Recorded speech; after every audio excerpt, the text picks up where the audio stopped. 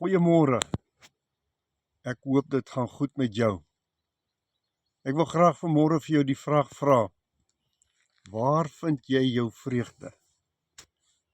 Dawid sê 'n interessante ding in Psalm 4 vers 8, hy sê, U het vir my meer vreugde gegee, as wanneer hulle wyn en koring in oorvloed het.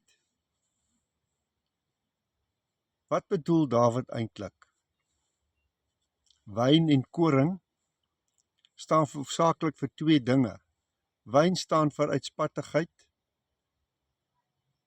en feesviering en die genietinge van die wêreld in oormaat, in oordrywing, in onmatigheid. Koring staan vir produkte, vir dit wat ek vir myself inpalm en insamel en bymekaar maak, waarmee inherent niks verkeerd is nie, maar die subtiele boodskap wat die wêreld aan ons uitstuur is dat die ware lewe is eintlik net om te eet, te geniet, om vrolik te wees, om alle beperkings af te gooi en net daarop ingestel te wees om meer en meer in te palm. Meer huise, meer karre, 'n groter bankrekening. 'n Bekende sakeman het dit mee baie goed gegaan. Hy het baie speelgoed gehad, want dit is mos wat sukses is. Hoe meer speelgoed jy het, hoe suksesvoller is jy. Huise, karre, 'n vet bankrekening en noem maar op. En toe gaan sy moeder dood aan wie hy baie geheg was. 'n Rukkie later sterf sy vrou aan kanker.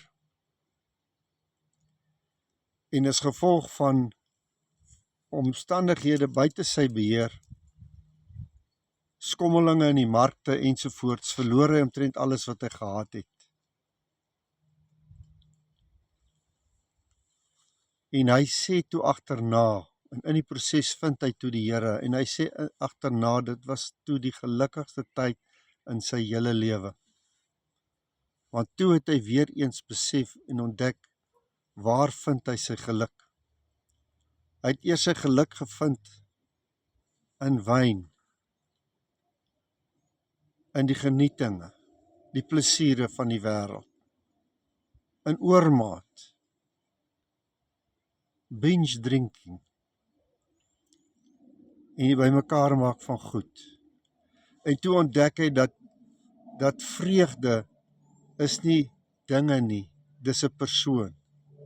Dis Jesus Christus. Dit beteken om in 'n verhouding te wees. En toe het hy weer ware geluk gevind. En daarom vra ek ook net vir jou, waar vind jy jou vreugde vanmôre? Het jy dalk te veel probeer om in al hierdie ander dinge, die wyn en die koring, jou geluk te vind? Dan vra ek vir jou, kom keer terug vanmôre en ontdek weer, waar is jou ware vreugde? Kom ons bid saam. Here, baie dankie dat U ons gespaar het om hierdie dag te mag beleef. En Here, ook die dag te geniet, maar om te weet, dis alles vlietend en dit gaan verby. En die ware vreugde is net in U. Vergewe ons, waar ons dikwels in ons lewe hierdie groot fout gemaak het, om geluk in mense of in dinge te vind, in plaas van in U. Mag U seën in die liefde, genade op elke luisteraar is. Amen.